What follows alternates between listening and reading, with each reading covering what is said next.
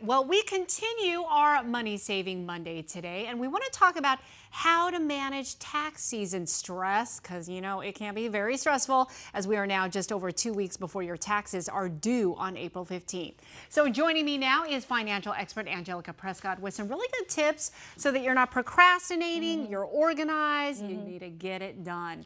Okay, so first off, you say you got to organize your tax documents. Get it done early. Some people already filed their taxes, but for those like myself who have yet to get it done, make sure that you gather your forms like your W-2s, your 1099s, your mortgage statements, all those things that you can get a write-off on. Get those documents in. And trust me, there's help. There's checklists. Yes. Right? Tell us where can we find these checklists? You can literally search on Google and write tax filing checklist, and they'll give you 15 different places where you could use it. You can even specialize this for a business owner, for a realtor, for a stay-at-home mom, for any kind of subtopic you want, and they'll give you a checklist that's specific for you. The information is there. Because sometimes the forms can be so long and tedious. Yes, yes. Okay, you also say, this is huge too, Tell me. use electronic filing and direct deposit. Please, please, if you want that check to come back to you faster, and if you want to make sure that mistakes are much more avoidable, e-filing and direct deposit is the best way to go, because doing it that way allows for you to be able to know that you submitted it correctly,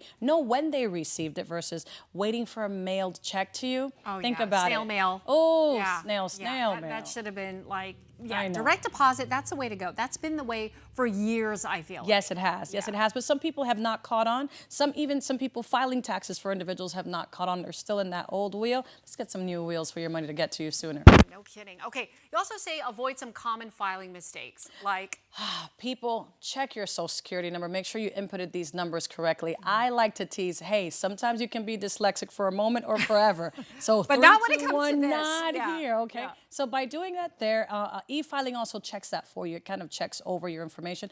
And use help. If you're complicated in your taxes, double check for those entries, review your data that you put in, and if you need help, bring in those professionals to help you out. Yeah, I was gonna say, when should you bring it in? I mean, obviously, if it's more complicated, but people still like to do it on their own. If you're a business owner, there's room for some tax proficiencies to happen that those experts may have access to that you may just not be familiar with. So don't cut yourself off on all the opportunities of write-offs that you may have. Yeah. And even though you're paying for it, which might be where you kind of hesitate, it might be more than worth it. Maybe you get $10,000 back for a cost of $350 of work. Yeah, no kidding. Yep. Angelica, always great to have you. I love to be Thank you here. so very much. Okay.